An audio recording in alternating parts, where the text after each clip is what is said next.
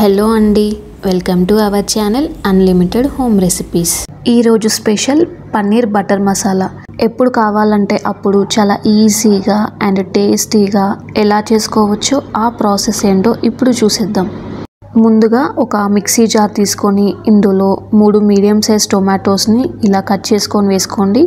ఇందులోనే ఒక 10-12 వెల్లుల్లి రెబ్బలు, 1/2 టీ స్పూన్ పసుపు వేసుకొని ఫైన్గా స్మూత్గా పేస్ట్ చేసుకోండి. ఇలా స్మూత్గా గ్రైండ్ చేసుకోండి. ఇప్పుడు దీన్ని పక్కన పెట్టేద్దాం.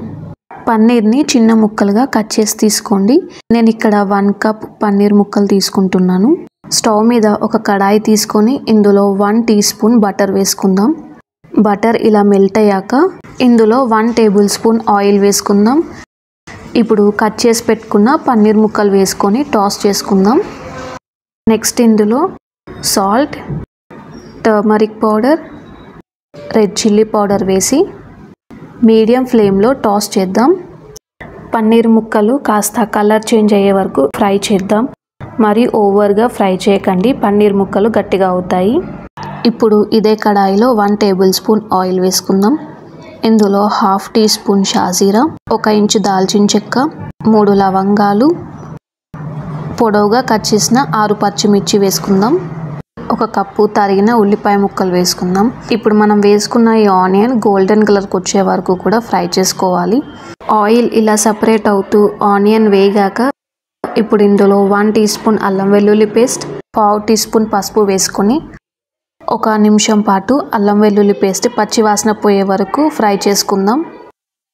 ఇప్పుడు ఇందులో ముందుగా గ్రైండ్ చేసుకున్న టొమాటో పేస్ట్ వేసుకుందాం.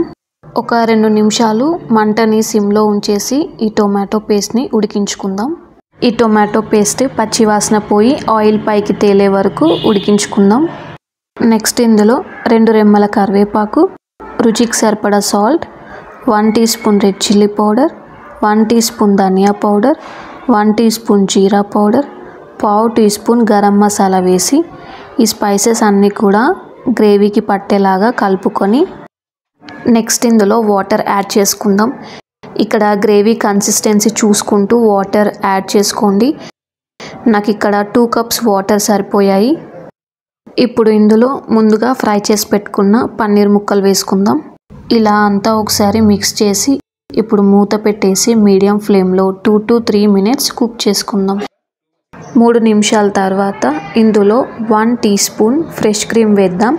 మీ దగ్గర ఫ్రెష్ క్రీమ్ లేకపోతే పాల మీద మీగడైనా వాడుకోవచ్చు. ఇప్పుడు నేతిలో వేయించిన జీడిపప్పు పలుకులు వేద్దాం.